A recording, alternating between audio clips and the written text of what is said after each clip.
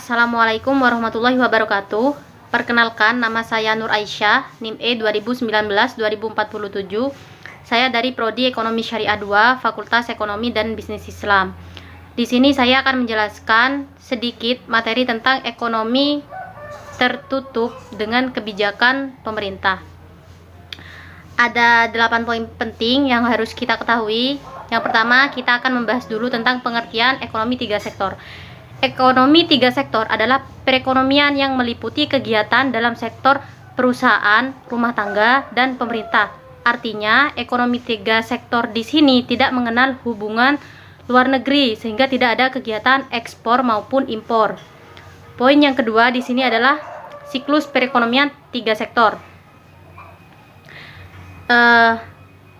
Ketika perusahaan itu akan membayar pajak pada pemerintah. Selanjutnya, perusahaan akan membayar gaji dan upah kepada rumah tangga, atau perusahaan itu merespon tawaran dari rumah tangga dengan memberikan balas jasa, baik berupa uang dari penjualan tanah, sewa, gaji, dan lain sebagainya. Nah, dari uang yang didapat rumah tangga, sebagian uangnya dipakai untuk memenuhi keperluan mereka dengan cara membeli barang dan jasa yang dihasilkan oleh perusahaan. Setelah menerima pembayaran dari rumah tangga, perusahaan memberikan barang dan jasa yang telah dibayarkan oleh rumah tangga. Nah, jadi rumah tangga di sini diwajibkan oleh pemerintah agar membayar pajak. Sisa uang dari rumah tangga yang belum terpakai biasanya itu ditabung di bank atau dapat diinvestasikan ke perusahaan melalui pasar modal.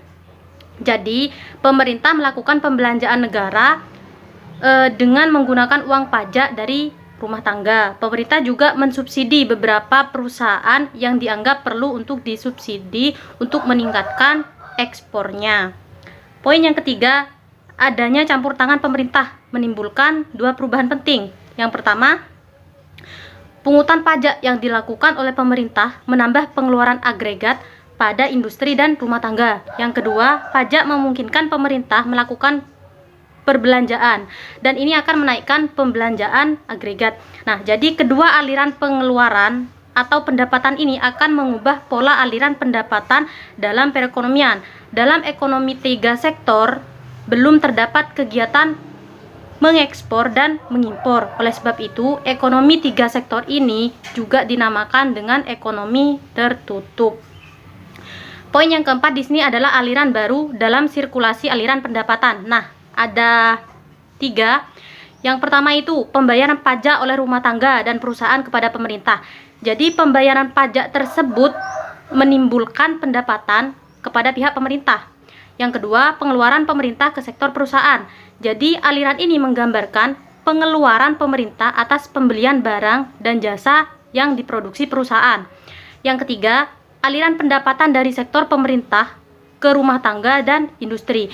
Jadi aliran ini timbul sebagai akibat pembayaran atas penggunaan faktor-faktor produksi rumah tangga dan industri oleh pemerintah. Poin yang kelima di sini adalah pendapatan yang diterima oleh rumah tangga akan digunakan untuk 3 tujuan. Nah, yang pertama itu untuk ditabung, yang kedua itu untuk membayar pajak, dan yang ketiga untuk membiayai konsumsi. Dalam keseimbangan berlaku persamaan, yaitu Y sama dengan C ditambah I ditambah G. Sedangkan tiap tingkat pendapatan nasional berlaku dengan rumus Y sama dengan C ditambah S ditambah T. Poin yang keenam di sini adalah syarat keseimbangan. Nah, penawaran agregat itu bisa disebut juga dengan agregat demand. Dalam perekonomian yang tidak melakukan perdagangan luar negeri, sehingga pada keseimbangan pendapatan nasional berlaku persamaan.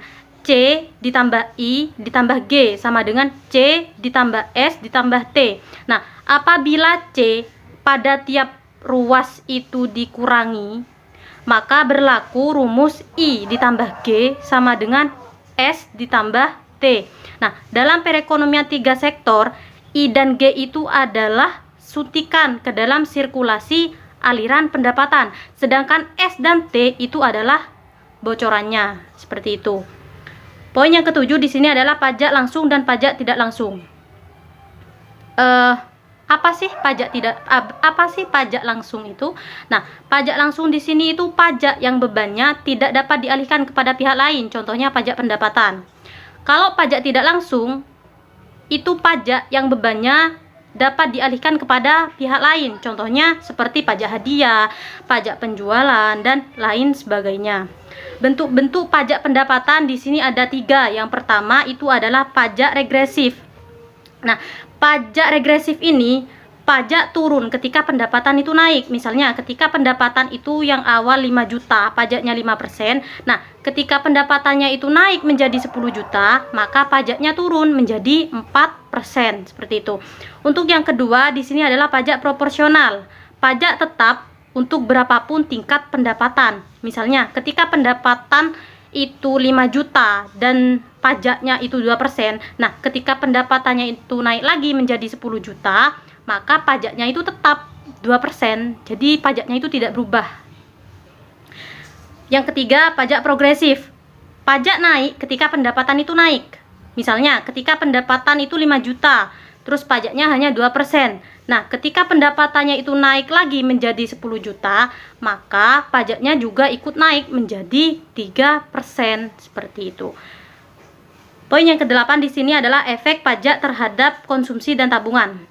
Pajak akan menurunkan pendapatan disposable sejumlah T, sehingga YD sama dengan Y dikurangi T. Karena pendapatan disposable itu turun, maka konsumsi dan tabungan itu juga akan turun.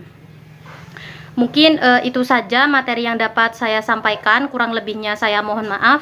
Wabillahi taufiq wal hidayah. Wassalamualaikum warahmatullahi wabarakatuh.